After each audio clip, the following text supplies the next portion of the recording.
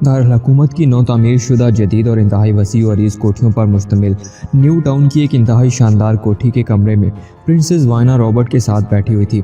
उसने hotel plaza की रिहाइश तर्क करके ये कोठी अपनी रिहाइश के लिए मुंतखब कर ली थी और साथ ही उसने एक मकामी कंपनी की मदद से खिदमतगार औरतों और मर्दों पर मुश्तमिल एक पूरा गिरोह भी यहाँ मंगवा लिया था, जिसमें हर किस्म के मुलाजमीन थे। हत्ता कि सिक्योरिटी के लिए 10 मुसल्लह और इंतहाई चाको चौबंद गार्ड भी शामिल थे। डेविड के बारे में कुछ मालूम हो सका या नहीं? रॉबर्ट ने प्रिंसेस से मुखातिब होकर पूछा। डेविड ने राब्ता किया था।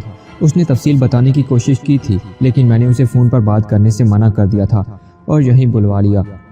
अब वो आने ही वाला होगा। मैंने सिक्योरिटी वालों को हुक्म दे दिया है कि वो जैसे ही यहाँ पहुँचे उसे मेरे पास भेज दिया जाए। प्रिंसेस ने जवाब दिया। लेकिन डेविड ने यह बताया है कि वो मुजस्समा लेकर वापस क्यों नहीं किया? रॉबर्ट ने हैरत भरे लहजे में कहा। उसने मुजस्समा हासिल कर लिया था, लेकिन फिर उल्टा चक्कर चल गया। बहरहाल तफसील वो खुद आकर बताएगा। प्रिंसेस ने जवाब दिया। उसी लम्हे कमरे के दरवाजे पर दस्तक हुई।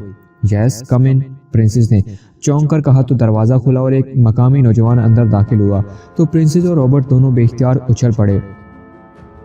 तुम कौन हो और यहाँ इस तरह कैसे दाखिल हुए? प्रिंसेस ने इंतहाई हैरत भरे लहजे में कहा। तो रॉबर्ट ने बिजली की सी तेज़ी से जेब से रिवॉल्वर निकाल लिया। मैं डेविड हूँ प्रिंसेस, और मकामी पुलिस एजेंसियों से छुपने के लिए मेकअप में हूँ। आने वाले ने सर झुकाते हुए जवाब दिया तो प्रिंसेस और रॉबर्ट दोनों के सते हुए चेहरे यकलख्त ढीले पड़ गए। जाकर मेकअप साफ करो और फिर आना, प्रिंसेस ने करख्त लहजे में कहा तो डेविड ने एक बार फिर सर झुकाया और तेज़ी से मुड़कर कमरे से निकल गया। मकामी एजेंसियों से छुपने का मतलब है कि ये चोरी खासी हंगामी खेज साबित होती है। हालांकि आम तौर पर तो ऐसा नहीं होता, रॉबर्ट ने कहा। वहाँ नूर महल में 2 चौकीदार भी कत्ल हुए हैं, इसलिए हो सकता है कि भाग दौड़ हो रही हो। और चूंकि बड़े नवाब साहब यहाँ के बड़े बाअसर आदमी हैं, इसलिए उन्होंने भी आला हुकाम से बात की होगी, प्रिंसेस ने जवाब दिया और रॉबर्ट ने इस्पात में सर हिला दिया। फिर तकरीबन 20 मिनट बाद दरवाजे पर एक बार फिर मुअद्दबाना अंदाज में दस्तक हुई। यस कम इन, प्रिंसेस ने ऊंची आवाज़ में कहा। दूसरे लम्हे दरवाज़ा खुला तो डेविड अपनी असल शक्ल में अंदर दाखिल हुआ। बैठो, प्रिंसेस ने कहा तो वो मुअद्दबाना अंदाज में सामने वाली कुर्सी पर बैठ गया। तुम अपने मिशन में नाकाम रहे हो, प्रिंसेस ने ऐसे लहजे में कहा जैसे वो बात करने की बजाय कोड़ा मार रही हो। मैं सज़ा भुगतने के लिए तैयार हूँ प्रिंसेस, डेविड ने सर झुकाते हुए जवाब दिया। तफसील बताओ ताकि हम फैसला कर सकें, प्रिंसेस ने पहले जैसे लहजे में कहा। प्रिंसेस, आपके हुक्म पर मैंने वहां जाकर सूरत हाल का जायजा लिया। नूर महल के एक बाखबर मुलाजिम को भारी रकम देकर मैंने उससे तफसीलात मालूम की तो मुझे पता चला कि बड़े नवाब साहब के अलावा उनकी भतीजी और सेक्रेटरी आसफा को इस बात का इल्म है कि असल मुजस्समा कहाँ रखा गया, लेकिन आसफा तक पहुँचना नामुमकिन था। वो इंतहाई रिजर्व लड़की है, किसी से नहीं मिलती। उसके साथ ही मुझे मालूम हुआ कि नवाब साहब का भतीजा नवाबजादा आसिफ रज़ा अलहदा महल में रहता है और उसका आसिफा से बहुत करीबी ताल्लुक है और आसिफा उसकी कोई बात नहीं टालती। और नवाबजादा आसिफ रज़ा इंतहाई लालची आदमी है। गो वो खुद भी एक बहुत बड़ा जागीरदार है, लेकिन मामूली सी रकम भी नहीं छोड़ता। चनाचे मैं उससे जाकर मिला और वो वाकई वो ये मुजस्समा आसिफा के ज़रिए ले आने के लिए तैयार हो गया, और वो भी इंतहाई मामूली रकम के एवज। यानी उसे इंतहाई लालची आदमी है। गो वो खुद भी एक बहुत बड़ा जागीरदार है, लेकिन मामूली सी रकम भी नहीं छोड़ता। चनाचे मैं उससे जाकर मिला और वो वाकई वो ये मुजस्समा आसिफा के ज़रिए ले आने के लिए तैयार हो गया, और वो भी इंतहाई मामूली रकम के एवज। मैंने उसे मुआहदे के मुताबिक रकम दे दी। उसने आसिफा को मजबूर किया और फिर रात को मुजस्समा हासिल कर लेने का प्लान बनाया। मैं नवाबजादा आसिफ रज़ा की हवेली में रहा, जबकि नवाबजादा आसिफ रज़ा अपने 2 मुसल्लह मुलाज़िमों के साथ रात को जीप में बैठकर नूर महल चला गया। उसकी वापसी तकरीबन 2-2.5 घंटे बाद हुई तो उसके पास वाकई असली मुजस्समा मौजूद था। उसने यह मुजस्समा मुझे दे दिया। मैंने इस बारे में जब पूरी तसल्ली कर ली कि ये वाकई असली है तो मैंने कोड के मुताबिक आपको कॉल करके इत्तला दे दी। चूँकि उस इलाके से रात के वक्त दारुल हुकूमत नहीं आया जा सकता, वरना पुलिस गिरफ्तार कर लेती है, तो नवाबजादा आसिफ रज़ा ने मुझे ठहरा लिया कि मैं मुजस्समे समेत सुबह सवेरे चला जाऊं। मुजस्समा चूँकि मेरी तहवील में था, इसलिए मैं मुतमईन हो गया। फिर मैं मुजस्समे समेत एक अलहदा कमरे में अंदर से दरवाज़ा लॉक करके और हर तरफ से तसल्ली करके सो गया। लेकिन फिर जब मेरी आंखें खुली तो मैं कमरे की दीवार के साथ जंजीरों के साथ जकड़ा हुआ था और नवाबजादा आसिफ रज़ा मेरे सामने मौजूद था। मैं बेहद हैरान हुआ। फिर पता चला कि नवाबजादा आसिफ रज़ा ने यह हरकत बड़ी रकम हासिल करने के लिए की है। बहरहाल मैंने उसे चक्कर देकर मुतमईन किया तो उसने मुझे रिहा करके अपने एक मुलाजिम के साथ दारुल हुकूमत जाने का हुक्म दे दिया और ख़ुद अपने कमरे में चला गया। مسلح ملازم کو کور کرنے میں کچھ دیر لگ گئی۔ پھر میں نے وہاں موجود 6 افراد کو ہلاک کیا اور اس کمرے میں داخل ہو گیا جہاں نوابزادہ آصف رضا موجود تھا۔ لیکن پھر پتہ چلا کہ نوابزادہ آصف رضا سے آصفہ مجسمہ اس لیے واپس لے گئی ہے کہ نور محل میں مجسمے کی چوری کے دوران 2 چوکیدار ہلاک ہو گئے ہیں اور سینٹرل انٹیلیجنس کی ٹیم وہاں انکوائری کر رہی ہے، اور آصفہ خوفزدہ ہو گئی تھی۔ اس نے نوابزادہ آصف رضا کو بہلا پھسلا کر اس سے مجسمہ واپس لے لیا اور جا کر نوابزادہ آصف رضا نواب صاحب کو دے دیا۔ اس پر میں نے نوابزادہ آصف رضا کو ہلاک کیا اور وہاں سے دارالحکومت پہنچ گیا، لیکن مجھے فوری طور پر مقامی میک اپ میں آنا پڑا تاکہ میں پکڑا نہ جاؤں، اور پھر اس کے بعد میں آپ کے پاس پہنچ گیا۔ ڈیوک نے پوری تفصیل انہیں بتا دی۔ اس سب کی سزا تو تمہیں ملنی چاہیے ڈیوک، لیکن تمہاری کارکردگی کی وجہ سے میں تمہیں ایک بار معافی دے رہی ہوں۔ جاؤ، اب تم جا سکتے ہو۔ ڈیوک نے یہ سنا تو وہ کمرے سے باہر چلا گیا۔ مجھے کیا ڈیوک کے چہرے کے تاثرات ہی بتا رہے تھے کہ وہ خود ہی یہ بات سمجھ گیا ہے۔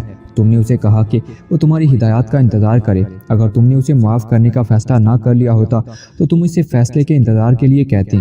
رابرٹ نے کہا تو پرنسس نے اس بات میں سر ہلا دیا۔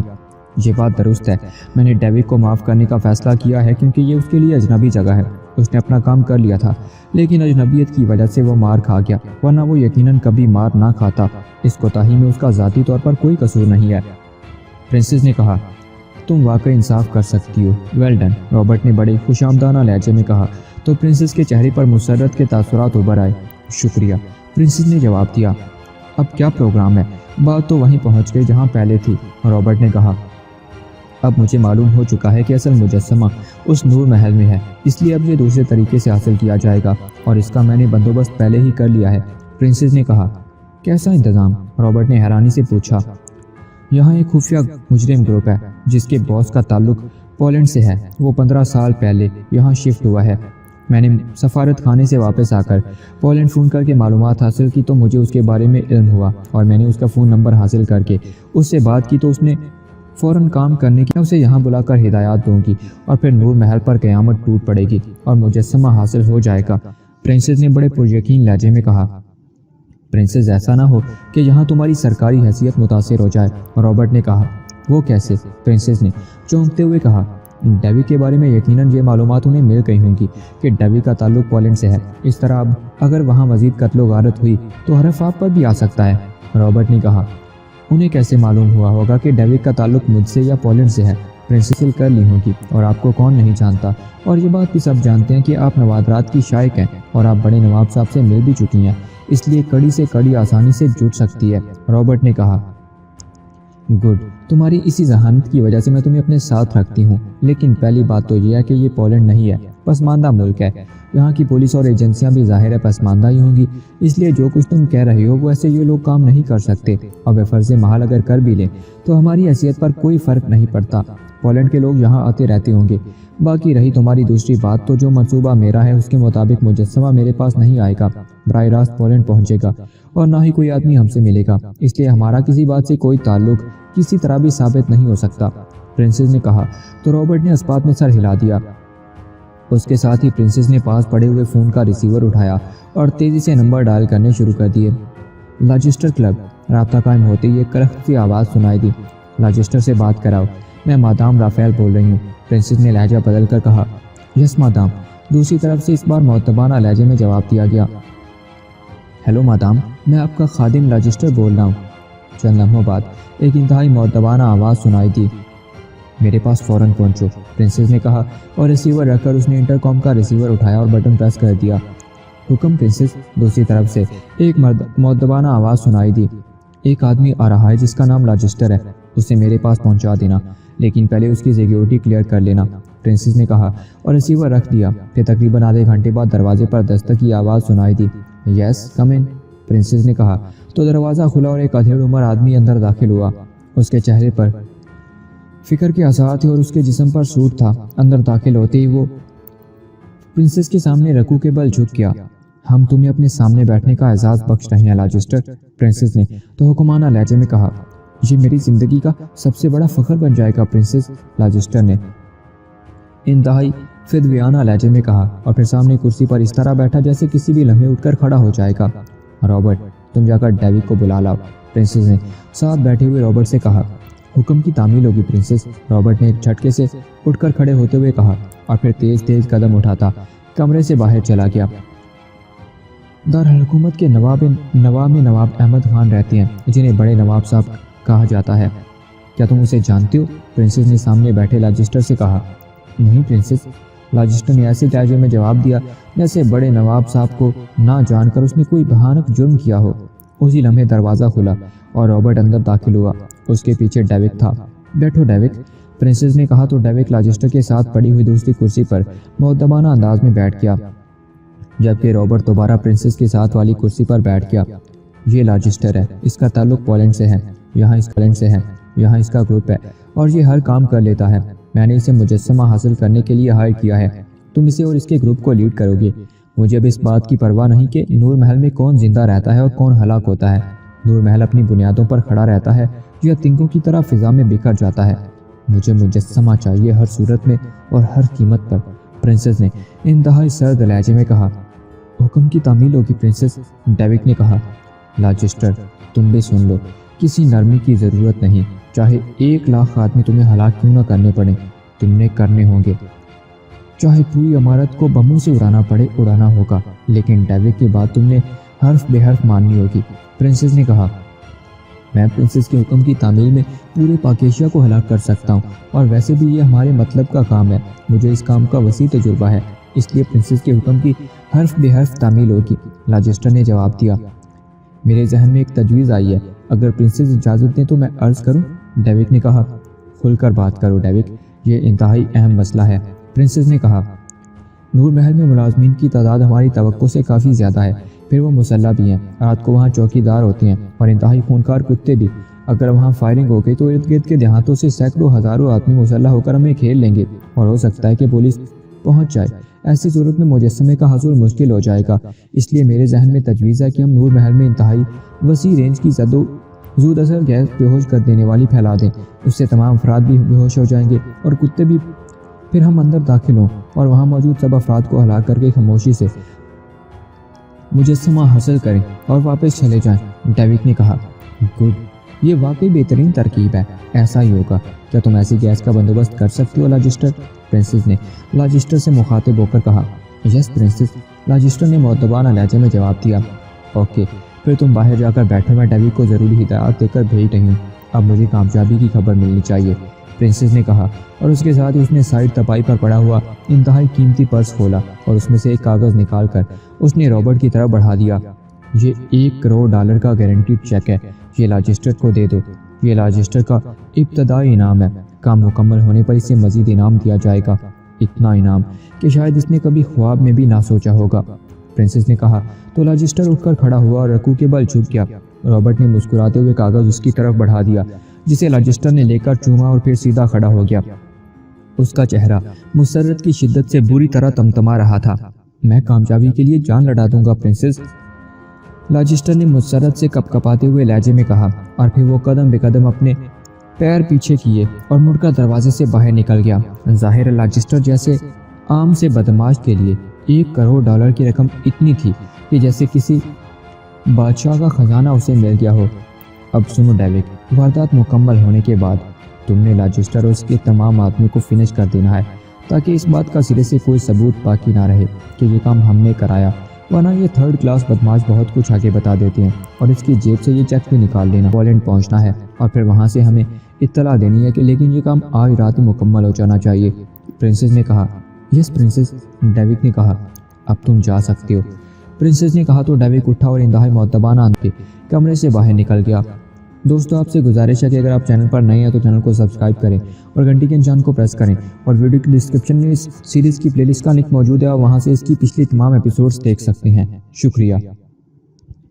इमरान ने कार होटल 5 स्टार की पार्किंग में रोकी और फिर कार से नीचे उतरकर अभी वो कार लॉक ही कर रहा था कि उसे अपने अकब में कदमों की तेज़ आवाज़ सुनाई दी।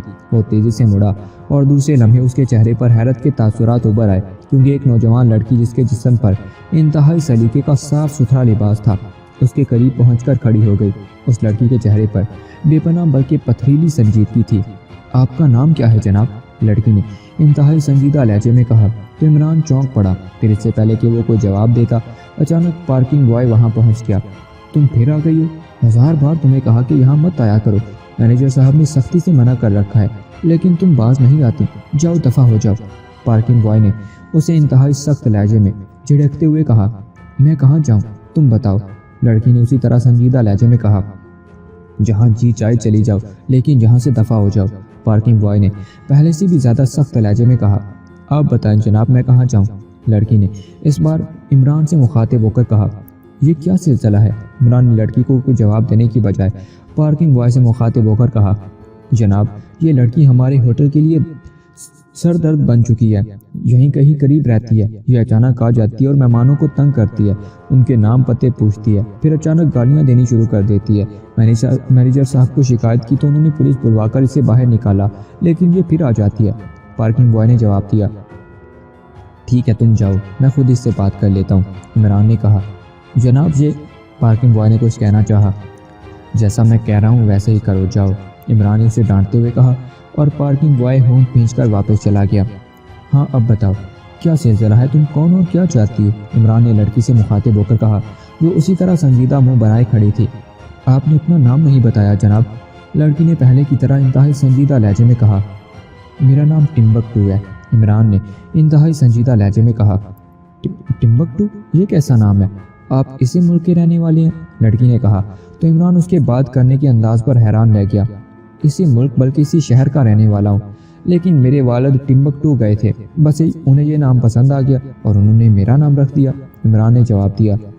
बहरहाल अच्छा और नया नाम है, क्या आप मेरी मदद कर सकती हैं। लड़की ने कहा। हाँ, क्यों नहीं, बोलो। इमरान ने कहा। वक्त बता दीजिए। लड़की ने कहा तो इमरान एक बार फिर चौंक पड़ा। उसके शायद दर ही नहीं जाने देंगे।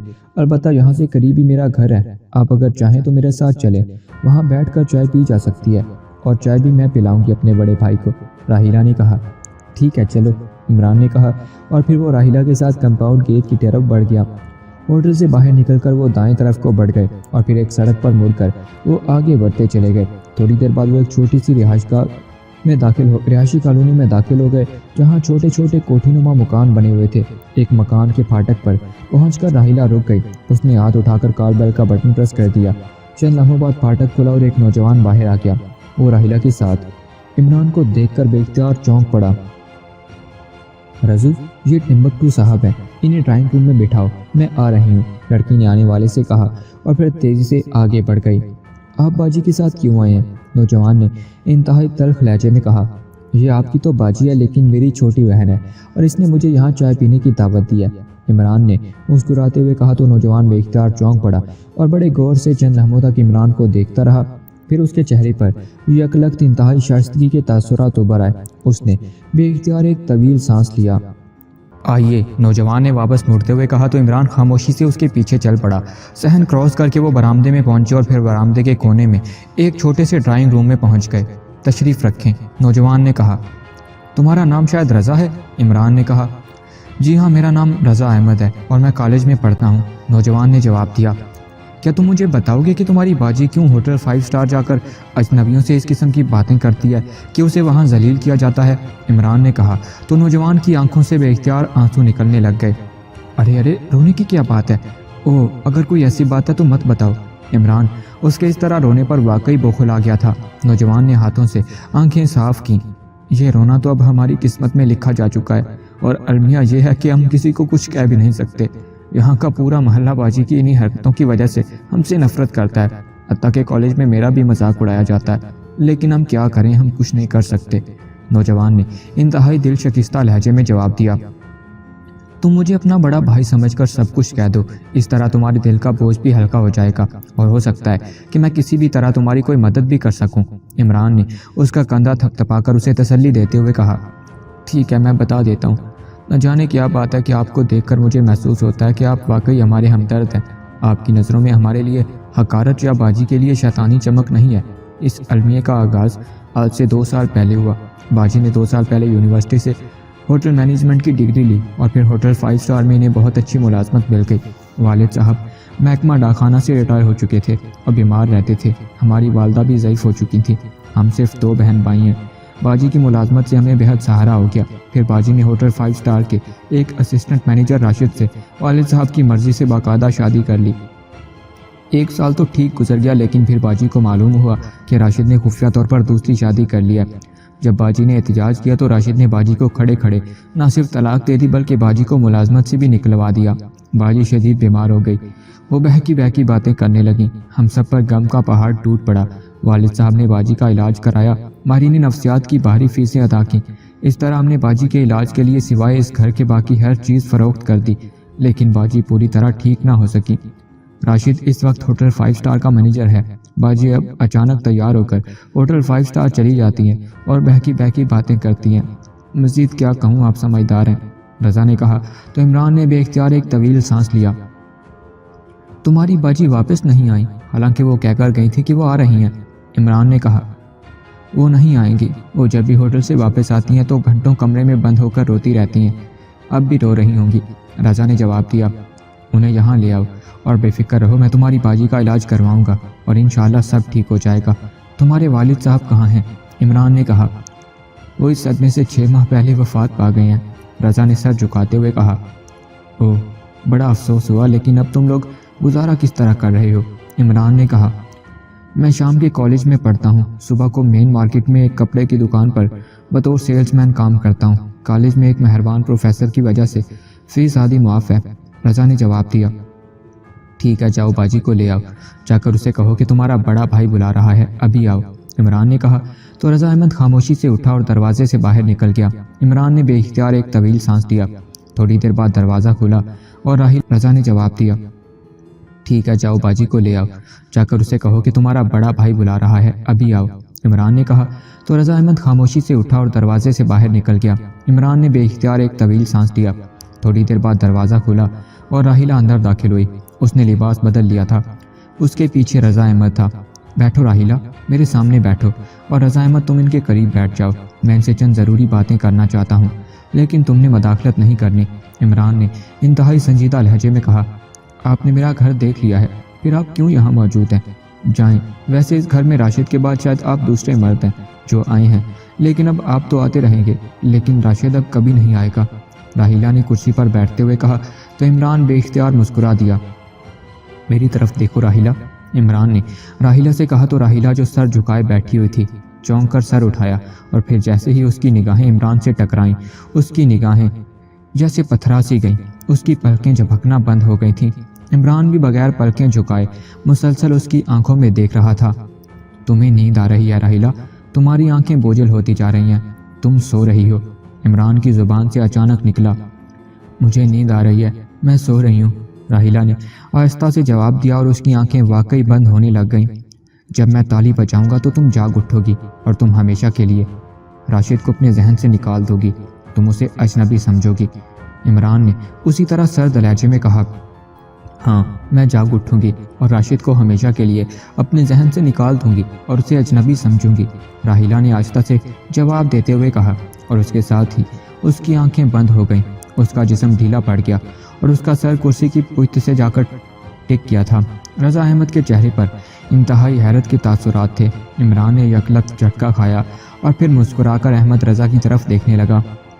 تمہاری باجی اب ٹھیک ہو جائے گی، اس کے لاشعور میں راشد کے لیے بے پناہ محبت موجود تھی، اس لیے طلاق اور راشد کی دوسری شادی نے اس کے لاشعور پر برا اثر ڈالا، اور اس کے شعور اور لاشعور دونوں کے درمیانی مطابقت اور ہم آہنگی باقی نہیں رہی۔ لیکن اب ایسا نہیں ہوگا، میں نے تمہاری باجی کے لاشعور سے راشد کی شدید ترین محبت کو کھرچ دیا ہے، اب یہ نارمل انسان کے طور پر رہے گی، اور اس طرح لاشعور اور شعور کے درمیان ہونے والی کشمکش ختم ہو جائے گی جس میں پھنس کر تمہاری باجی اب نارمل ہو گئی تھی، عمران نے رضا احمد سے مخاطب ہو کر کہا۔ خدا کرے ایسا ہو جائے، لیکن جس طرح کی کارروائی آپ نے کی ہے، اس طرح کی کارروائی پہلے ماہرین نفسیات بھی کرتے رہے ہیں۔ گو انہوں نے یہ باتیں تو نہیں بتائی تھیں جو آپ نے بتائی ہیں، لیکن کہا انہوں نے بھی ایسا ہی تھا، لیکن باجی ٹھیک نہ ہو سکی تھی، رضا احمد نے جواب دیا۔ میں نے بتایا ہے کہ تمہاری باجی کے لاشعور میں راشد کے لیے انتہائی شدید محبت موجود تھی، اور محبت ایک ایسا جذبہ ہے جسے واش کرنا بڑے سے بڑے ماہر کے لیے مسئلہ بن جاتا ہے۔ یہی وجہ ہے کہ ماہرین نفسیات کس حد تک تمہاری باجی کا علاج کر سکے، اس کے بعد وہ آگے نہ بڑھ سکے۔ اس کے علاوہ تمہاری باجی اعلیٰ تعلیم یافتہ اور ذہین خاتون ہے، ایسے طاقتور ذہن پر मुकम्मल कंट्रोल कर लेना भी हर एक के बस में नहीं होता, लेकिन अल्लाह ताला का फजल है कि मैंने कोशिश की और अल्लाह ताला ने मुझे कामयाबी दे दी है। वरना मैं सोच रहा था कि इन्हें बैरून मुल्क एक बहुत बड़े माहिर के पास भिजवा दूँ, लेकिन शुक्र है कि काम हो गया है। इमरान ने मुस्कुराते हुए जवाब दिया, क्या आप भी माहिर नफ्सियात हैं? रज़ा अहमद ने हैरानी से कहा, महारत का दावा तो बहुत बड़ा दावा होता है, मैं तो तालिब इल्म हूँ। इमरान ने जवाब दिया और उसके साथ ही उसने दोनों हाथों से ताली बजाई तो सामने आंखें बंद किए बैठी राहिला के जिस्म को एक झटका सा लगा और उसके साथ ही उसने आंखें खोल दी और फिर वो सीधी होकर बैठ गई। उसके चेहरे पर हैरत के तासुरात थे। वो इस तरह सामने बैठे इमरान को देख रही थी जैसे पहली बार इमरान को देख रही हो। फिर उसने गर्दन घुमाई और रज़ा अहमद को साथ बैठे देखकर चौंक पड़ी। ये कौन साहब है और मैं यहाँ क्यों हूँ? ये क्या हो रहा है? राहिला ने अपने जिस्म को बेख्तियार समेटते हुए हैरत भरे लहजे में कहा, मैं आपका बड़ा भाई हूँ, मेरा नाम टिम्बकटू है। आप होटल 5 स्टार से मुझे खुद साथ ले आई थी। इमरान ने मुस्कुराते हुए कहा तो राहिला बेख्तियार चौंक पड़ी। ओह हाँ, मुझे याद आ रहा है, टिम्बकटू, हाँ ये अजीब सा नाम मेरे जहन में मौजूद है। ओह हाँ मुझे याद आ गया, मैं आपको चाय पिलवाने साथ लाई थी। ओह हाँ मगर, राहिला ने हैरत भरे लहजे में कहा, शुक्र है आपका शऊर और लाशऊर दोनों एडजस्ट हो गए हैं, अब आप ठीक हैं। ये बताएं कि राशिद ने आपके साथ जो सलूक किया है उसके बदले क्यों ना राशिद को गोली मार दी जाए? इमरान ने कहा, राशिद ने मुझे तलाक दे दिया है और अब मेरा राशिद से कोई ताल्लुक नहीं रहा। मेरी तरफ से आप उसे गोली मारें या ना मारें, मुझे उससे क्या फ़र्क पड़ेगा? राहिला ने मुंह बनाते हुए कहा, मैंने आपके साथ सलूक के बदले की बात की है, उसने बहरहाल आपसे ज़्यादती की है। इमरान ने कहा, नहीं, मैं किसी से इंतकाम नहीं लेना चाहती, आप ये बात छोड़ें, मैं आपके लिए चाय बना लाती हूँ। राहिला ने उठते हुए कहा, चाय आपके साथ होटल 5 स्टार में पीऊँगा और रज़ा भी साथ चलेगा। इमरान ने उठते हुए कहा, मेरे कॉलेज का वक्त हो रहा है। रज़ा अहमद ने कहा, आज कॉलेज से छुट्टी करो रज़ा, ये तुम्हारी बाजी का मसला है। इमरान ने रज़ा से कहा तो रज़ा इमरान का इशारा समझ गया। ठीक है, वैसे भी आज प्रोफेसर साहब शायद ना आए। रज़ा अहमद ने कहा, होटल 5 स्टार में जाकर चाय पीने की क्या ज़रूरत है, यहाँ बन सकती है चाय। राहिला ने धीमा सा एहतजाज करते हुए कहा, आपको होटल 5 स्टार की नौकरी से निकाल दिया गया है, मैं यही बात मालूम करना चाहता हूँ कि क्यों ऐसा हुआ, इसलिए हम चाय राशिद साहब के दफ्तर में बैठ कर पियेंगे। क्या आप राशिद का सामना करने से घबरा रही हैं? इमरान ने कहा तो राहिला चौंक पड़ी, मैं क्यों घबराऊंगी, अब जब मेरा उसे कोई ताल्लुक नहीं रहा तो मेरे लिए जैसे आप हैं वैसे ही राशिद। राहिला ने मुंह बनाते हुए कहा, गुड शो, आइए उठें। इमरान ने कहा, मैं लिबास तब्दील कर लूँ। राहिला ने कहा और उठकर बैरूनी दरवाजे की तरफ बढ़ गई। कहीं ऐसा ना हो कि राशिद के सामने जाते ही बाजी को फिर दौरा पड़ जाए। रज़ा ने राहिला के जाने के बाद आहिस्ता से कहा, यही बात तो मैं चेक करना चाहता हूँ, अगर ऐसा हुआ तो फिर आपकी बाजी को बैरून मुल्क भिजवाना पड़ेगा। इसका मतलब होगा कि मैं भी तुम्हारी बाजी के जहन को मुकम्मल तौर पर कंट्रोल कर लेने में कामयाब नहीं हो सका। इमरान ने जवाब दिया तो रज़ा अहमद ने इस बात में सर हिला दिया। थोड़ी देर बाद राहिला वापस आई तो उसने वही लिबास पहन रखा था जो उसने इमरान से टकराते वक्त पहन रखा था। आइए, राहिला ने कहा तो इमरान और रज़ा अहमद उठ खड़े हुए। थोड़ी देर बाद वो तीनों मकान से बाहर आए और फिर होटल 5 स्टार की तरफ रवाना हो गए। राहिला के चेहरे पर पहले जो पथरीली संजीदगी नज़र आती थी अब वैसी संजीदगी ना थी। अब उसका चेहरा नॉर्मल और आम सा नज़र आ रहा था। क्या वाकई आपका नाम टिम्बकटू है? अचानक राहिला ने कहा तो इमरान हंस पड़ा। मेरे तो बहुत से नाम हैं, बहरहाल मेरा असल नाम अली इमरान है। इमरान ने मुस्कुराते हुए कहा तो राहिला भी बेइख्तियार मुस्कुरा दी। होटल 5 स्टार के कंपाउंड गेट में दाखिल होकर वो सीधे मेन गेट की तरफ बढ़ने लगे। बड़े तवील अरसे के बाद मैं होटल के अंदर जा रही हूँ, राहिला ने कहा तो इमरान ने इस बात में सर हिला दिया। होटल के गेट पर खड़े दरबानों ने राहिला को इमरान के साथ आते देखकर हैरत से पहले एक दूसरे की तरफ देखा और फिर एक दरबान आगे बढ़कर गेट के दरमियान खड़ा हो गया। जनाब, मैडम अंदर नहीं जा सकती, दरबान ने कदरे सर्द लहजे में कहा, लेकिन दूसरे लम्हे वो उछलकर अपने दूसरे साथी के साथ जा खड़ा हुआ। इमरान ने उसे बाजू से पकड़कर झटका दिया था और वो उछलकर अपने साथी के साथ जा खड़ा हुआ था। अब अगर तुमने कोई बात की तो गोली मार दूंगा, इमरान ने गुर्राते हुए सर्द लहजे में कहा और फिर खुद ही शीशे का दरवाज़ा खोलकर उसने राहिला को अंदर दाखिल होने का इशारा किया। राहिला जो दरबान की बात सुनकर ठटक कर रुक गई थी, एक झटके से आगे बढ़ी। उसके पीछे रज़ा अहमद दाखिल हुआ और आखिर में इमरान अंदर दाखिल हुआ। दोनों दरबान खामोश खड़े रहे, उन्होंने कोई बात ना की। ज़ाहिर है इमरान यहाँ अक्सर आता जाता रहता था और वो इमरान को अच्छी तरह जानते थे। उन्हें यह भी इमरान का इल्म था कि इमरान सुपरिटेंडेंट फयाज का दोस्त है और सुपरिटेंडेंट फयाज चाहे तो होटल एक लम्हे में सील करा सकता था। اس سے ساری انتظامیہ ڈرتی تھی، اس لیے دربانوں کے عمران کو روکنے کی جرت نہ ہو سکی تھی۔ آپ کیوں آئی ہیں؟ آپ کو کتنی بار؟ ایک سپروائزر نے ان کے اندر داخل ہوتے ہی تیزی سے قریب آتے ہوئے راحیلہ سے مخاطب ہو کر کہا، ایک طرف ہٹو، یہ میرے ساتھ آئی ہیں۔ عمران نے سرد لہجے میں کہا، وہ عمران صاحب، یہ سپروائزر نے عمران کو دیکھ کر بری طرح پریشان ہوتے ہوئے کہا، مجھے سب معلوم ہے۔ عمران نے سرد لہجے میں مخاطب ہو کر کہا اور کاؤنٹر کی طرف بڑھ گیا۔ کاؤنٹر پر دو لڑکیاں موجود تھیں، وہ دونوں ہی حیرت سے عمران اور اس کے ساتھ کاؤنٹر کی طرف آتی ہوئی راحیلہ کو دیکھ رہی تھیں۔ مینیجر راشد صاحب اپنے دفتر میں ہیں؟ عمران نے کاؤنٹر کے قریب پہنچ کر سرد لہجے میں کہا۔ جی ہاں، مگر لڑکی نے بوکھلائی ہوئے انداز میں جواب دیتے ہوئے کچھ کہنا چاہا۔ انہیں کہو کہ علی عمران ان سے فوری طور پر ملنا چاہتا ہے، اور بس، اور کچھ کہنے کی ضرورت نہیں۔ عمران نے سرد لہجے میں لڑکی کی بات کاٹتے ہوئے کہا تو لڑکی نے ہونٹ بھینچتے ہوئے کاؤنٹر پر موجود انٹرکام کا ریسیور اٹھایا اور یکے بعد دیگرے کئی بٹن پریس کر دیے۔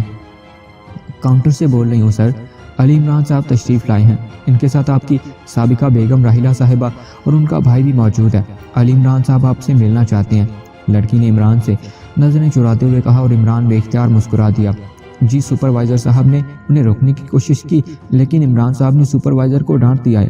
لڑکی نے دوسری طرف سے بات سن کر جواب دیا، یہ لیجیے، آپ خود بات کر لیجیے۔ لڑکی نے ریسیور عمران کی طرف بڑھاتے ہوئے کہا، یس، علی عمران بول رہا ہوں۔ عمران کا لہجہ انتہائی سنجیدہ تھا۔ عمران صاحب، آپ کو شاید معلوم نہیں ہے کہ… دوسری طرف سے مینیجر نے کہنا شروع کیا، مجھے سب معلوم ہے، آپ میری معلومات میں مزید اضافہ کرنے کی کوشش نہ کریں۔ میں آپ سے چند ضروری باتیں کرنا چاہتا ہوں اور ہو سکتا ہے کہ یہ باتیں آپ کے مفاد میں ہوں، ورنہ آپ جانتے ہیں کہ ہوٹل کی چیئرمین اور مالکہ بیگم کزلیباش سے بھی بات ہو سکتی ہے۔ عمران نے سرد لہجے میں کہا، ٹھیک ہے، آپ تشریف لے آئیں، لیکن اگر راحیلہ نے کوئی ہنگامہ کیا تو پھر اسے سنبھالنا آپ کا ہی کام ہوگا۔ دوسری طرف سے جواب دیا گیا، آپ بے فکر رہیں، کوئی ہنگامہ نہیں ہوگا۔ عمران نے جواب دیا اور اس کے ساتھ ہی اس نے ریسیور لڑکی کی طرف بڑھا دیا۔ لڑکی نے ریسیور لے کر کانوں سے لگا لیا۔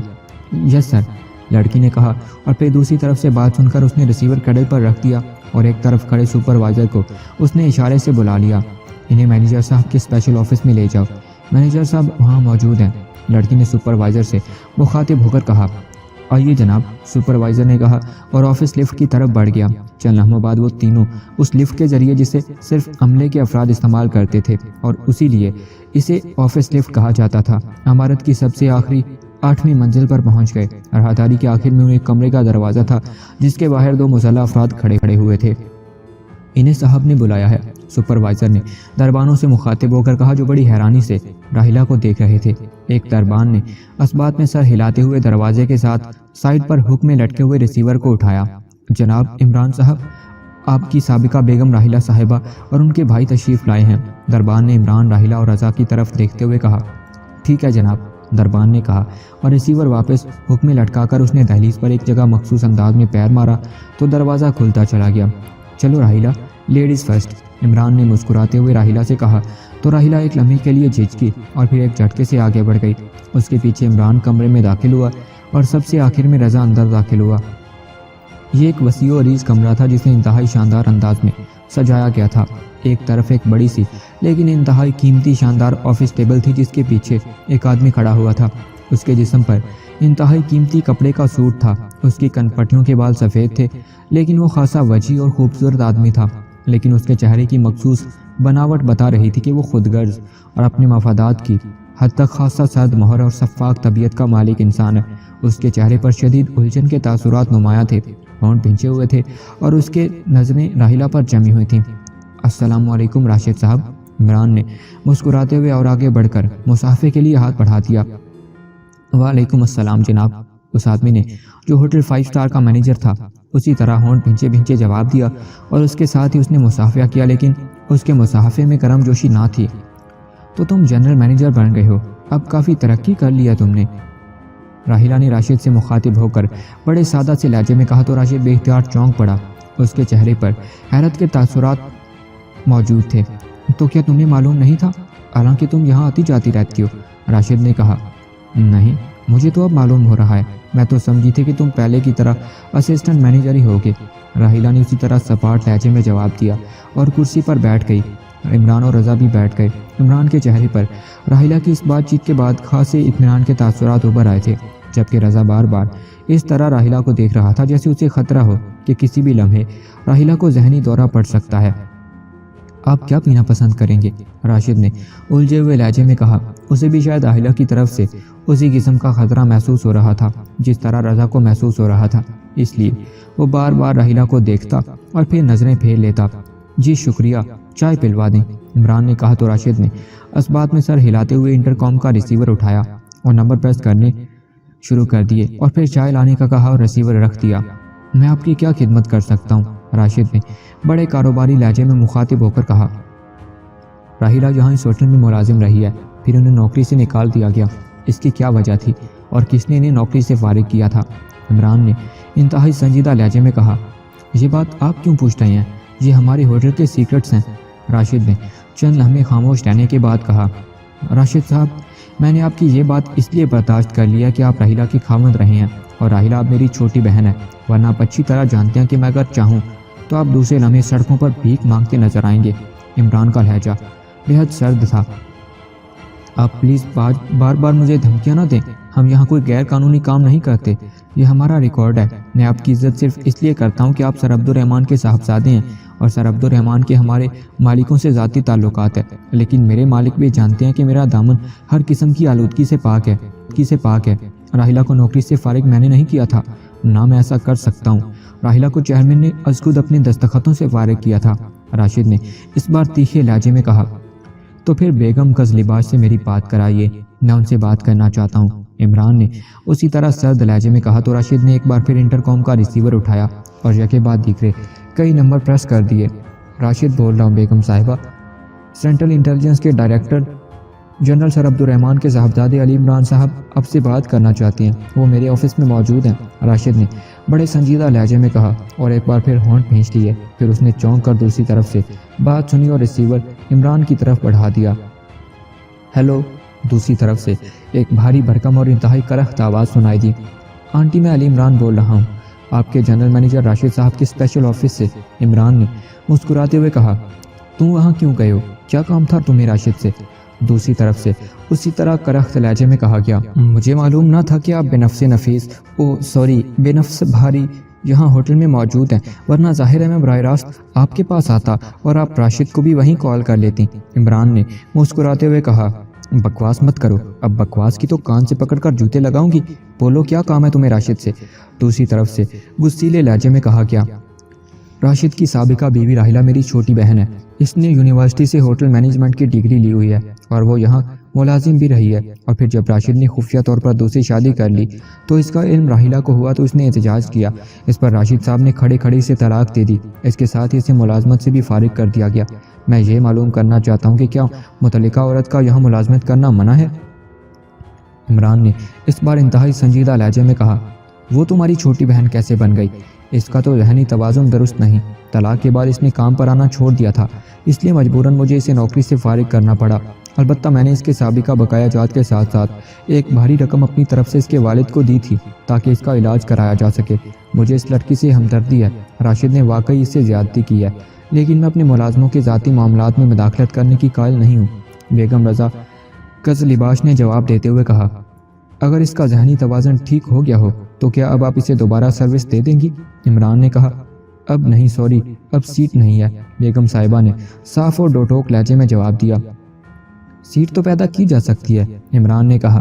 نہیں، یہاں ہر کام اصول کے تحت ہوتا ہے، یہاں کوئی بے اصولی نہیں کی جا سکتی، بیگم صاحبہ نے کہا۔ اگر میں راشد صاحب کو گولی مار دوں تو کیا سیٹ پیدا نہ ہو جائے گی؟ عمران نے کہا تو راشد بے اختیار چونک پڑا، اس کے چہرے پر غصے کے تاثرات ابھر آئے۔ بکواس مت کرو، جب میں نے کہہ دیا کہ سیٹ نہیں ہے تو پھر سیٹ نہیں ہے، بیگم صاحبہ نے اور زیادہ غصیلے لہجے میں کہا۔ ٹھیک ہے، پھر مجھے اعظم صاحب سے بات کرنی پڑے گی، میں نہیں چاہتا تھا کہ بات ان تک پہنچے، لیکن عمران نے منہ بناتے ہوئے کہا اور اٹھ کر ریسیور از خود ہی کریڈل پر رکھ دیا۔ اوکے راشد صاحب، اب آپ اجازت، آپ کی چائے ابھی تک نہیں آئی، بہرحال اگر آج جائے تو نیچے ہال میں بھجوا دیجیے گا، عمران نے اٹھتے ہوئے کہا، لیکن اس سے پہلے کہ راشد کو جواب دیتا اچانک انٹرکام کی گھنٹی بج اٹھی اور راشد نے جلدی سے ریسیور اٹھا لیا۔ جی بہتر، راشد نے کہا اور ریسیور رکھ کر اٹھ کھڑا ہوا۔ آئیے، بیگم صاحبہ نے کہا ہے کہ آپ کو ساتھ لے کر ان کے آفس میں پہنچ جاؤں۔ راشد نے کہا چلیے۔ عمران نے مسکراتے ہوئے کہا اور پھر وہ راحلہ رضا کی طرف مڑ گیا۔ آؤ آؤ، گھبراؤ مت، سب ٹھیک ہو جائے گا، عمران نے کہا اور دروازے کی طرف بڑھ گیا۔ تھوڑی دیر بعد وہ 7ویں منزل کے کمرے میں داخل ہو رہے تھے۔ یہ کمرہ بھی انتہائی شاندار انداز میں سجا ہوا تھا۔ کونے میں ایک بہت بڑی دفتری میز تھی جس کے پیچھے ایک خاصی بھاری بھرکم لیکن خاصی عمر کی خاتون بیٹھی تھی۔ اس کا چہرہ بڑا اور پرجلال سا تھا، رنگ انتہائی سرخ و سفید تھا، سر کے بال انتہائی سلیقے سے سنوارے گئے تھے۔ اس عورت کو دیکھ کر فوراً یہ احساس ہوتا تھا کہ اس کی ساری زندگی انتہائی عیش و آرام میں گزری ہوگی۔ السلام علیکم ورحمۃ اللہ وبرکاتہ، عمران نے اندر داخل ہوتے ہی بڑے خشوع و خضوع سے سلام کرتے ہوئے کہا۔ وعلیکم السلام، بیٹھو اور یہ بتاؤ کہ تم نے مجھے اعظم کی دھمکی کیوں دی؟ تمہارا کیا خیال تھا کہ میں اعظم سے ڈرتی ہوں یا اس کے کہنے پر میں اپنے اصول بدل دوں گی؟ بیگم صاحبہ نے غصیلے لہجے میں کہا، لیکن اس کا لہجہ بتا رہا تھا کہ یہ غصہ مصنوعی ہے۔ اس نے راشد اور راحلہ اور رضا کی طرف سرے سے توجہ ہی نہ دی تھی، جیسے ان کا وجود بالکل ہی وہاں موجود نہ ہو۔ پہلے تعارف ہو جائے، یہ راحلہ ہے میری چھوٹی بہن اور یہ راحلہ کا چھوٹا بھائی ہے رضا، کالج کا اسٹوڈنٹ ہے، اور راحلہ تم تو بہرحال بیگم صاحبہ کو جانتی ہوگی، البتہ رضا سے تعارف ضروری ہے۔ تو رضا، بیگم صاحبہ اس 5 اسٹار ہوٹل کی چیئرمین اور مالکہ ہیں، انتہائی اصول پسند ہیں۔ ان کے شوہر نامدار اور میرے انکل کا نام آغا اعظم رضا قزلباش ہے اور وہ مشہور شکاری ہیں۔ ان کا کہنا ہے کہ وہ صرف شیروں کا شکار کھیلتے ہیں اور آج تک کوئی شیر ان سے بچ کر نہیں جا سکا، لیکن اب یہ ان کی ستم ظریفی ہی ہے کہ وہ خود شیرنی کا شکار ہو کر اب اپنے شاندار محل کے ایک کمرے میں بیٹھے بس شکار کی کہانیاں پڑھتے رہتے ہیں۔ عمران کی زبان رواں ہو گئی تو بیگم قزلباش پہ اختیار ہنس پڑی۔ تم ایک نمبر شیطان ہو، تمہاری اماں بھی تم سے ٹھیک سلوک کرتی ہیں۔ بہرحال بیٹھو اور تم لوگ بھی بیٹھ جاؤ۔ اور ہاں راشد، میں نے تمہیں یہاں اس لیے بلایا ہے کہ اب تم نے راحلہ کے معاملات میں کسی قسم کی کوئی مداخلت نہیں کرنی، تمہارا اب اس سے کوئی تعلق نہیں ہے، سمجھے؟ اور جاؤ، بیگم صاحبہ نے راشد سے کہا۔ جی بیگم صاحبہ، راشد نے مؤدبانہ لہجے میں کہا اور واپس چلا۔ ایک منٹ راشد صاحب، عمران نے جو اس دوران میز کے سامنے رکھی ہوئی کرسی پر بیٹھ چکا تھا بول اٹھا۔ جی صاحب، راشد نے مڑتے ہوئے کہا۔ لاجسٹر کلب سے آپ کا کیا تعلق ہے؟ عمران نے کہا تو راشد بے اختیار چونک پڑا۔ لاجسٹر کلب؟ یہ کون سا کلب ہے؟ بیگم صاحبہ نے انتہائی حیرت بھرے لہجے میں کہا۔ گرین روڈ پر ایک کلب ہے جس کا مالک غیر ملکی ہے، میں وہاں کبھی گیا تو نہیں، البتہ میں نے سنا ہوا ہے کہ یہ کلب پیشہ ور قاتلوں کا پسندیدہ کلب ہے۔ عمران نے بیگم صاحبہ کو جواب دیا۔ پیشہ ور قاتلوں کا پسندیدہ کلب؟ پھر تو وہ انتہائی گھٹیا جگہ ہوئی اور جرائم کا اڈا ہوا یہ کلب۔ کیوں راشد، تمہارا اسے کیا تعلق ہے؟ بیگم صاحبہ نے انتہائی کثیر لہجے میں کہا۔ میں تو آج تک وہاں کبھی نہیں گیا بیگم صاحبہ، البتہ اس کا مالک لاجسٹر ہے، وہ پولینڈ کا باشندہ ہے اور طویل عرصے سے یہاں مقیم ہے۔ وہ ہمارے ہوٹل کے لائسنس پر شراب سپلائی کرتا ہے اور اس سلسلے میں وہ اکثر آتا جاتا رہتا ہے۔ میرا مطلب ہے کاروباری سلسلے میں، راشد نے جواب دیا۔ اوہ ہاں، مجھے یاد آ گیا، لاجسٹر کا نام تو مجھے یاد ہے کہ ہوٹل کی شراب کی سپلائی کا ٹھیکہ اس کے پاس ہے، لیکن اگر اس کا تعلق پیشہ ور قاتلوں سے ہے تو تم نے اسے ٹھیکہ کیوں دیا؟ تمہیں معلوم نہیں ہے کہ میں جرائم پیشہ افراد سے کس حد تک الرجک ہوں؟ بیگم صاحبہ نے کہ ہوٹل کی شراب کی سپلائی کا ٹھیکہ اس کے پاس ہے، لیکن اگر اس کا تعلق پیشہ ور قاتلوں سے ہے تو تم نے اسے ٹھیکہ کیوں دیا؟ تمہیں معلوم نہیں ہے کہ میں جرائم پیشہ افراد سے کس حد تک الرجک ہوں؟ بیگم صاحبہ نے غصیلے لہجے میں کہا۔ بیگم صاحبہ، مجھے خود اس بات کا علم نہیں ہے، عمران صاحب نے پہلی بار بات کی ہے، اگر واقعی ایسا ہے تو میں ٹھیکہ کینسل کر دیتا ہوں، راشد نے جواب دیا۔ کیوں عمران، کیا واقعی ایسا ہے یا تم نے اپنی عادت کے مطابق کسی خاص مقصد کے لیے یہ بات بنائی ہے؟ بیگم قزلباش نے عمران سے مخاطب ہو کر کہا۔ ان کی آفس میز پر لاجسٹر کلب کا کارڈ موجود تھا اور لاجسٹر کلب کے بارے میں مجھے جو معلومات حاصل تھیں وہ میں نے پہلے ہی بتا دی ہیں۔ مجھے حیرت صرف اس بات پر ہوئی تھی کہ ہوٹل 5 اسٹار کی انتظامیہ نے ہمیشہ یہ کوشش کی ہے کہ جرائم پیشہ تنظیموں اور گروہوں سے ہوٹل کو دور رکھ سکے، پھر اس ہوٹل کے جنرل مینیجر کی میز پر اس بدنام زمانہ کلب کا کارڈ کیسے پہنچا؟ اور اسی لیے میں نے راشد صاحب سے یہ بات پوچھی تھی۔ عمران نے وضاحت کی۔ اس لاجسٹر سے یا لاجسٹر کلب سے ہر قسم کے تعلقات اور معاہدہ فوری طور پر منسوخ کر دو اور آئندہ جسے بھی کسی قسم کا ٹھیکہ دو پہلے اس کے بارے میں پوری چھان بین کر لیا کرو۔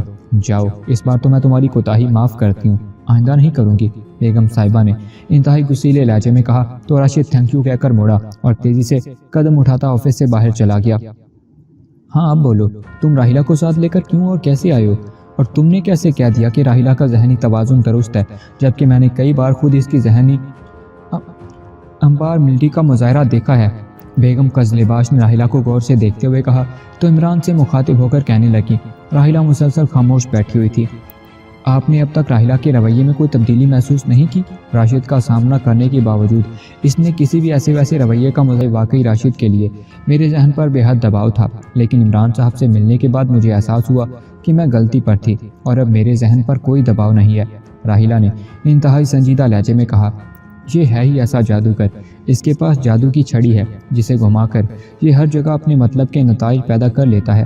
اب دیکھو اس نے مجھے کس طرح میرے شوہر اعظم کی دھمکی دے دی اور مجھے مجبوراً اسے یہاں اپنے دفتر میں بلوانا پڑا، کیونکہ مجھے معلوم ہے کہ میرے شوہر اعظم کو اس نے ایسی پٹی پڑھانی ہے کہ وہ بندوق لے کر مجھے مارنے کے لیے یہاں آ جانے میں بھی دریغ نہیں کرے گا۔ بیگم قزلباش نے کہا تو اس بار راحیلہ بے اختیار ہنس پڑی۔ مجھے خوشی ہے کہ میرا بھائی عظیم آدمی ہے، راحیلہ نے کہا۔ اب بولو عمران، تم کیا چاہتے ہو؟ راحیلہ واقعی ذہنی طور پر درست ہو چکی ہے، کس طرح ہوئی مجھے اس سے مطلب نہیں، لیکن مجبوری یہ ہے کہ اب ہوٹل میں اس کے لائق کوئی سیٹ نہیں ہے اور نئی سیٹ پیدا نہیں کی جا سکتی، اس لیے بورڈ آف گورنرز کی میٹنگ ہو، اس میں تفصیلی بحث کے بعد اکثریتی فیصلہ ہو، تب کوئی نئی سیٹ پیدا ہو سکتی ہے، اور فی الحال ایسا ممکن نہیں۔ البتہ اگر تم کہو تو میں کسی اور ہوٹل میں اس کے لیے سفارش کر سکتی ہوں، بیگم قزلباش نے کہا۔ ٹھیک ہے، آپ کی مرضی، ویسے میں سفارش کا قائل ہی نہیں ہوں، اس لیے آپ کو کسی سفارش کی ضرورت نہیں، البتہ کافی عرصہ ہو گیا ہے انکل اعظم سے ملاقات نہیں ہوئی، کیا آپ اجازت دیں گی کہ میں یہاں آپ کے آفس سے ان سے فون پر ملاقات کر لوں؟ عمران نے معصوم سے لہجے میں کہا۔ تو تم باز نہیں آؤ گے؟ ٹھیک ہے، یہ بھی کر لو، بیگم قزلباش نے غصیلے لہجے میں کہا، اور پھر ساتھ موجود فون کا ریسیور اٹھا کر اس نے اپنی سیکرٹری کو رہائشگاہ پر اپنے شوہر اعظم قزلباش سے بات کرانے کا کہہ کر ریسیور رکھ دیا۔ میں تو بس ان کی خدمت میں سلام عرض کرنا چاہتا ہوں، آپ کیوں ناراض ہو رہی ہیں؟ عمران نے مسکراتے ہوئے کہا، میں تمہاری آنٹی ہوں، جس طرح تمہاری اماں بھی تمہاری رگ رگ سے واقف ہے، اس طرح میں بھی ہوں، مجھے معلوم ہے تم نے ان سے کیا کہنا ہے، لیکن کان کھول کر سن لو کہ انہیں بھی معلوم ہے کہ میں اصولوں کے مقابلے میں کسی کی پرواہ نہیں کیا کرتی۔ بیگم قزلباش نے فون چباتے ہوئے کہا۔ اسی لمحے فون کی گھنٹی بج اٹھی اور بیگم قزلباش نے ریسیور اٹھا لیا۔ میں بول رہی ہوں، سر عبدالرحمن کا لڑکا علی عمران یہاں میرے پاس دفتر میں موجود ہے، تم سے بات کرنا چاہتا ہے، بیگم نے ریسیور اٹھا کر انتہائی سنجیدہ لہجے میں کہا، اور پھر ریسیور عمران کی طرف بڑھا کر لاؤڈر کا بٹن آن کر دیا۔ ظاہر ہے وہ ان دونوں کے درمیان ہونے والی گفتگو سننا چاہتی تھی۔ السلام علیکم، میں حقیر فقیر پرتقصیر بندہ نادان علی عمران، MSc DSc آکسن، دنیا کے عظیم ترین آئیڈیل شکاری سر اعظم خان قزلباش کی خدمت میں ہدیہ عقیدت پیش کرتا ہوں۔ عمران کی زبان رواں ہو گئی۔ وعلیکم السلام، جیتے رہو عمران بیٹے، بس تم جیسے قدر شناس آدمیوں کی اس دنیا میں شدید کمی ہے، کاش سب تمہاری طرح قدر شناس ہوتے۔ بہرحال خیریت ہے، کیسے اپنی اصول پسند آنٹی کے دفتر میں پہنچ گئے ہو؟ دوسری طرف سے ایک بھاری سی آواز سنائی دی، لیکن لہجے میں موجود مسرت نمایاں تھی۔ ارے یہ آپ نے کیا کیا کہ اپنا نام بدل لیا؟ اعظم تو بڑے روب دبدبے والے کا نام ہے، اس کا تو اتنا روب ہے کہ بڑے بڑے خونخوار شیر اعظم کا لفظ سن کر وہیں زمین پر سر رگڑنا شروع کر دیتے تھے۔ یہ آپ نے کیا کیا کہ اعظم کی جگہ اصول بروزن فضول جیسا نام رکھ لیا؟ عمران نے انتہائی حیرت بھرے لہجے میں کہا، کیا کہہ رہی ہو؟ کیا تمہارا دماغ تو خراب نہیں ہو کیا؟ میں نے کب نام بدلا ہے؟ میرا نام تو اب بھی اعظم ہے، اعظم صاحب نے انتہائی غصیلے لہجے میں کہا۔ ابھی آپ نے خود ہی تو کہا کہ آنٹی اصول پسند ہیں، اور یہ بات میں اچھی طرح جانتا ہوں کہ پوری دنیا میں اگر آنٹی کسی کو پسند کرتی ہیں تو وہ آپ ہیں، اس لیے ظاہر ہے کہ آپ نے اپنا نام اعظم سے بدل کر اصول رکھ لیا ہے، ورنہ آپ کہتے کہ آنٹی اعظم پسند ہیں۔ عمران نے بڑے معصوم سے لہجے میں جواب دیا تو دوسری طرف اعظم صاحب کا کان پھاڑ کہکا سنائی دیا، شیطان ہو، پورے شیطان، نانسنس، بیگم قزلباش نے اونچی آواز میں بڑبڑاتے ہوئے کہا۔ ان کا سرخ و سفید چہرہ شرم و حیا سے اور زیادہ سرخ پڑ گیا تھا۔ بہت خوب، تمہاری ذہانت اور خوبصورت باتوں کا جواب نہیں، اگر تم نکھٹو نہ ہوتے نا تو یقیناً ملک و قوم کا بہترین سرمایہ ہوتے، اعظم صاحب نے ہنستے ہوئے کہا، اور یہ سرمایہ بینکوں میں پڑا سڑ جاتا۔ عمران نے ترکی بے ترکی جواب دیا اور اعظم خان ایک بار پھر کھلکھلا کر ہنس پڑے۔ انکل، ایک لڑکی ہے راحیلہ، میری چھوٹی بہن ہے، اس نے ہوٹل مینجمنٹ میں ماسٹر ڈگری کی ہوئی ہے، وہ پہلے ہوٹل 5 اسٹار میں ملازم تھی۔ اس ہوٹل کے موجودہ مینیجر اور سابقہ مینیجر راشد نے اس سے شادی کر لی، لیکن راشد نے 1 سال بعد خفیہ طور پر دوسری شادی کر لی۔ راحیلہ کو جب معلوم ہوا تو اس نے احتجاج کیا تو راشد نے کھڑے کھڑے اسے طلاق دے دی۔ اس سے اس کو اتنا صدمہ ہوا کہ اس کے ذہن پر اثر ہو گیا۔ مجھے معلوم ہوا تو میں نے اس کا علاج کرایا، اب وہ ہر لحاظ سے تندرست ہے۔ میں نے آنٹی سے بات کی لیکن ان کا کہنا ہے کہ ان کے پاس کوئی سیٹ نہیں ہے اور وہ اعظم پسند ہے، اس لیے اگر آپ سفارش کر دیں تو مجھے یقین ہے کہ آنٹی فوراً سیٹ پیدا کر لیں گی۔ عمران نے اپنے اصل مقصد پر آتے ہوئے کہا، وہ آج تک اولاد تو پیدا کر نہیں سکی، سیٹ کیسے پیدا کر لیں گی؟ نانسنس، اور سیٹ پیدا کرنے کی بھی کیا ضرورت ہے؟ تمہاری بہن راحیلہ نے اگر ہوٹل مینجمنٹ کی ماسٹر ڈگری لی ہوئی ہے تو اسے ہوٹل کا پرسائل مینیجر تعینات کیا جا سکتا ہے۔ پرسائل مینیجر کی سیٹ تو کافی عرصے سے خالی چلی آ رہی ہے، اپنی آنٹی سے میری بات کراؤ، اعظم قزلباش صاحب نے کہا۔ تو عمران نے مسکراتے ہوئے ریسیور بیگم قزلباش کی طرف بڑھا دیا۔ یہ تم نے کیا کہا ہے کہ میں اولاد پیدا نہیں کر سکتی؟ بولو، کیوں کہا تم نے؟ بولو، بتا دوں اصل بات ان بچوں کے سامنے؟ بیگم قزلباش نے انتہائی غصیلے لہجے میں کہا۔ ارے تم سن رہی تھی میری بات؟ ویسے بات تو سچی ہے لیکن پھر بھی آئی ایم سوری، تمہارے پاس پرسنل مینیجر کی آسامی خالی ہے، پھر تم نے عمران کو انکار کیوں کیا؟ اعظم قزلباش نے کہا، بس میری مرضی، میں نہیں رکھتی راحیلہ کو، اور اب تمہاری سفارش پر تو بالکل نہیں رکھوں گی۔ بیگم نے اور زیادہ غصیلے لہجے میں کہا۔ ارے غصہ تھوک دو، یہ عمران جو تمہارا اور میرا بھتیجا ہے، یہ اگر ضد پر اتر آیا نا تو پھر اس نے انکل اور آنٹی کا لحاظ چھوڑ دینا ہے، اور اس کے بعد تم نے اس کی منتیں کرنی ہیں۔ یہ کوئی نہ کوئی ایسا چکر چلا دے گا کہ ہوٹل کا بزنس تباہ ہو کر رہ جائے گا۔ اعظم قزلباش نے کہا، کیا مطلب؟ یہ بلیک میلر ہے، یہ کیا چکر چلا سکتا ہے؟ ہمارا دامن ہر لحاظ سے صاف ہے۔ بیگم نے غصیلے لہجے میں کہا، میں اخبار میں صرف ایک چھوٹی سی خبر شائع کرا دوں گا، سچی خبر کہ ہوٹل 5 اسٹار کی اعلیٰ انتظامیہ نے دارالحکومت کے بدنام ترین لاجسٹر کلب کی خدمات خفیہ طور پر حاصل کر رکھی ہیں۔ لاجسٹر کلب جو پیشہ ور، بے رحم اور سفاک قاتلوں کا گڑھ سمجھا جاتا ہے، عمران نے آہستہ سے کہا تاکہ اس کی آواز صرف بیگم قزلباش کے کانوں تک ہی پہنچ سکے، اعظم صاحب تک نہ پہنچے۔ اوہ اچھا ٹھیک ہے، میں تمہاری بات سمجھ گئی ہوں، اوکے میں ایسا ہی کروں گی جیسا تم کہہ رہے ہو، خدا حافظ۔ بیگم اعظم قزلباش نے عمران کی بات سنتے ہی بوکھلائے ہوئے انداز میں کہا اور ریسیور رکھ دیا۔ یہ تم نے کیا کہا ہے؟ دوبارہ کہو۔ تو تم اب مجھے بلیک میل کرنا چاہتے ہو؟ بیگم نے غصیلے لہجے میں کہا۔ میں نے کوئی غلط بات تو نہیں کی، پھر یہ بلیک میلنگ کیسے ہو گئی؟ آپ کے سامنے آپ کے جنرل مینیجر نے تسلیم کیا ہے کہ لاجسٹر کلب کے لاجسٹر کو اس نے ٹھیکہ دے رکھا ہے۔ عمران نے منہ بناتے ہوئے کہا، وہ اور بات تھی، یہ پیشہ ور قاتلوں والی بات تم نے کیوں کی؟ بیگم قزلباش نے کہا، یہ تو یہاں کا ہر آدمی جانتا ہے کہ وہ پیشہ ور قاتلوں کا گڑھ ہے۔ عمران نے منہ بناتے ہوئے کہا، کیا تم واقعی یہ خبر دے دو گے؟ اس طرح تو ہوٹل 5 اسٹار کی ساری ساکھ ہی تباہ ہو کر رہ جائے گی۔ بیگم نے ہونٹ چباتے ہوئے کہا، ارے نہیں آنٹی، میں تو مذاق کر رہا تھا، بھلا یہ کیسے ہو سکتا ہے کہ میں اتنے اچھے اور قانون پسند ہوٹل کے خلاف کوئی کام کروں؟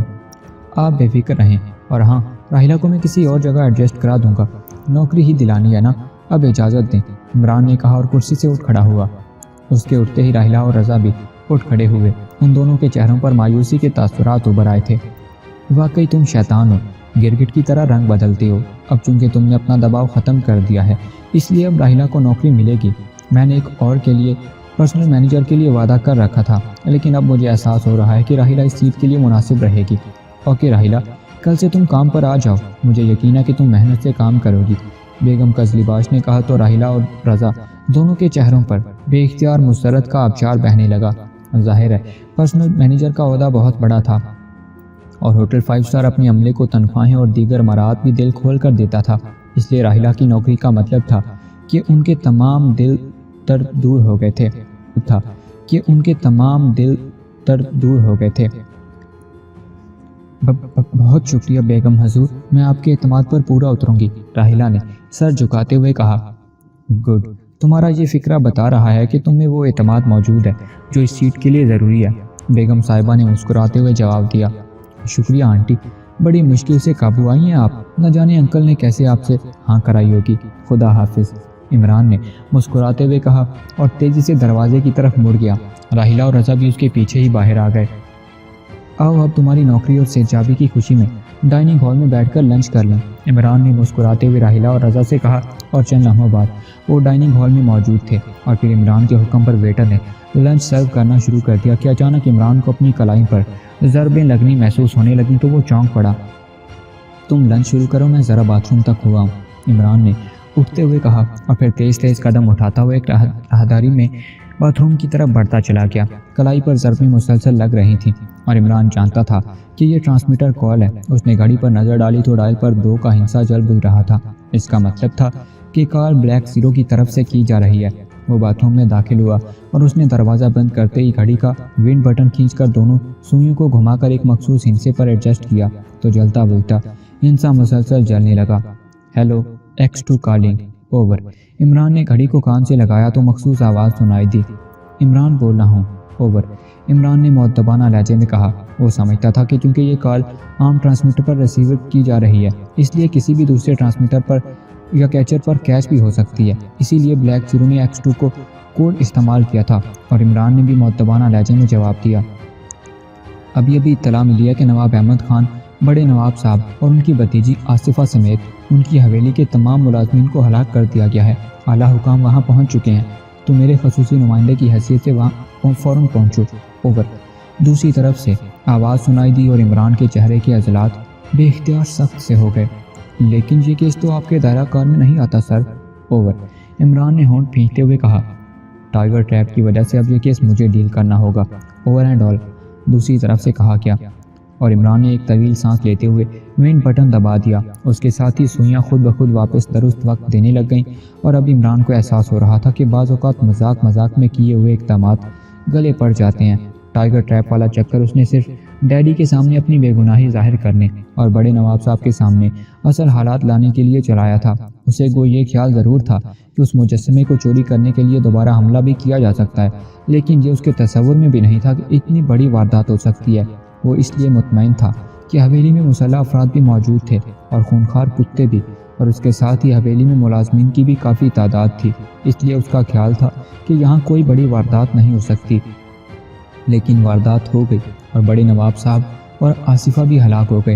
عمران وہی کھڑا چند لمحے سوچتا رہا، پھر اس نے وینڈ بٹن کو دوبارہ کھینچا اور سوئیوں کو ایک مخصوص ہندسے پر اکٹھا کر کے وینڈ بٹن کو تھوڑا سا دبا۔ عمران نے کہا، یس باس، ٹائیگر بول رہا ہوں اوور۔ دوسری طرف سے ٹائیگر کی آواز سنائی دی، تم کہاں موجود ہو اس وقت اوور۔ عمران نے سرد لہجے میں کہا، وہاں سے بات کر رہا ہوں اوور۔ ٹائیگر نے جواب دیا، تمہیں میں نے نور محل کی نگرانی سونپی تھی اوور۔ عمران نے گھبراتے ہوئے کہا، یس باس، وہاں بے پناہ قتل و غارت ہوئی ہے۔ میں رات کو نور محل کے ملازموں کے احاطے میں داخل ہو کر ایک ایسی جگہ چھپ گیا تھا جہاں سے نور محل میں داخل ہونے والوں کو چیک کر سکتا تھا۔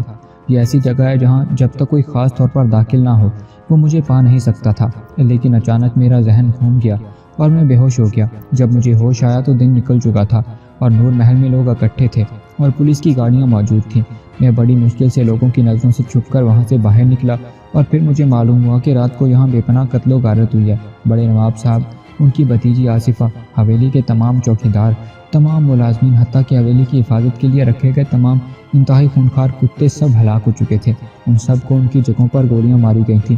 میں اگر خفیہ جگہ پر نہ ہوتا تو شاید میں بے ہوشی کے عالم میں بھی مارا جاتا۔ بڑے نواب صاحب کا نوادرات کا ذخیرہ بھی کھلا ہوا تھا اور اس کے نیچے ایک اور تہخانہ تھا۔ اس تہخانے میں موجود اصل نوادرات تباہ کر دیے گئے تھے، البتہ وہ سملتلا کا مجسمہ غائب ہے۔ اور باس، سب سے عجیب بات وہاں میں نے یہ دیکھی کہ لاجسٹر کلب کا مالک لاجسٹر اور اس کے 8 خاص پیشہ ور قاتلوں کی لاشیں محل کے گیٹ کے قریب پڑی ہوئی ملی ہیں۔ یوں لگتا ہے کہ پہلے انہوں نے محل میں واردات کی، پھر کسی دوسرے گروپ نے ان پر حملہ کر کے انہیں ہلاک کر دیا ہے۔ میں نے وہاں انکوائری کی تو مجھے وہاں سے کچھ فاصلے پر لاجسٹر کلب کی 2 بڑی جیپیں کھڑی مل گئیں۔ ان جیپوں کی تلاشی لینے پر ایک جیپ کی سائیڈ سیٹ کے نیچے سے ایک کاغذ مل گیا جس پر لانگ برڈ کلب کا نام اور فون نمبر درج تھا۔ چنانچہ میں وہاں سے سیدھا یہاں پہنچا ہی تھا کہ آپ کی کال آ گئی اوور۔ ٹائیگر نے تفصیل بتاتے ہوئے کہا، دوستو آپ سے گزارش ہے کہ اگر آپ چینل پر نئے ہو تو چینل کو سبسکرائب کریں اور گھنٹی کی نشان کو پریس کریں، اور ویڈیو کے ڈسکرپشن موجود لنک سے آپ اس سیریز کی پچھلے تمام ایپیسوڈز بھی دیکھ سکتے ہیں۔ شکریہ۔ اس کا مطلب ہے کہ پہلے وہاں بے ہوش کر دینے والی انتہائی زود اثر گیس فائر کی گئی اس کے بعد واردات کی گئی ہے، لیکن اگر یہ واردات لاجسٹر اور اس کے ساتھیوں نے کی ہے تو پھر انہیں کس نے ہلاک کیا ہے؟ اگر ایسا کسی دوسرے گروپ نے کیا ہے تو ظاہر ہے وہ بھی جیپوں پر وہاں پہنچے ہوں گے، وہاں ان کے نشانات نظر آ سکتے تھے اور ادھر ادھر سے پوچھ گچھ کی جا سکتی تھی۔ اوور، عمران نے کہا۔ وہاں لاجسٹر کلب والی جیپوں کے علاوہ اور کسی گاڑی یا جیپ کے نشانات موجود نہیں ہیں، البتہ ایک کار کے ٹائروں کے نشانات ہیں جو پہلے انہی جیپوں کے ساتھ کھڑی رہی، پھر وہیں سے ہی بیک ہو کر واپس دارالحکومت کی طرف گئی ہے۔ کار کے ٹائروں کے نشانات سے معلوم ہوتا ہے کہ یہ سیڈان کار تھی۔ میں نے واپسی پر اس کار کے بارے میں راستے میں معلومات حاصل کی تو مجھے پتہ چلا کہ یہ کار صبح سویرے واپس جاتی ہوئی دیکھی گئی ہے۔ یہ سیاہ رنگ کی کار ہے اور اسے کوئی غیر ملکی چلا رہا تھا۔ اس غیر ملکی کا تفصیلی حلیہ تو معلوم نہیں ہو سکا، البتہ جو کچھ معلوم ہوا اسے شک پڑتا ہے کہ یہ غیر ملکی وہی ڈیوک تھا جس نے پہلے نوابزادہ آصف رضا کے ذریعے مجسمہ حاصل کرنے کی واردات کی تھی اور ناکامی کی صورت میں انہیں اور ان کے ملازموں کو ہلاک کر کے نکل گیا تھا۔ اوور، ٹائیگر نے جواب دیا۔ لانگ برڈ کلب کا نام تو تمہیں جیپ سے ملا ہے اور جیپ وہیں موجود ہے۔ اگر یہ کاغذ اس ڈیوک یا غیر ملکی کا ہوتا تو وہ کار میں ہوتا۔ اوور، عمران نے کہا۔ اس کاغذ پر تحریر کا انداز غیر ملکی ہے باس، اس لیے ہو سکتا ہے کہ وہ غیر ملکی آتے ہوئے جیپ میں بیٹھ کر آیا ہو اور واپسی اس کی کار کے ذریعے ہوئی ہو۔ اوور، ٹائیگر نے کہا۔ کہاں ہے یہ long bird club? Over, Imran نے پوچھا تو جواب میں ٹائیگر نے اسے تفصیل بتا دی۔ تم وہیں رکو، میں خود وہیں آ رہا ہوں۔ اوور اینڈ آل، عمران نے کہا اور ونڈ بٹن کو پریس کر کے اس نے باتھ روم کا دروازہ کھولا اور تیزی سے ڈائننگ ہال کی طرف بڑھ گیا۔ آپ سے گزارش ہے کہ آپ اس چینل کو ضرور سبسکرائب کریں اور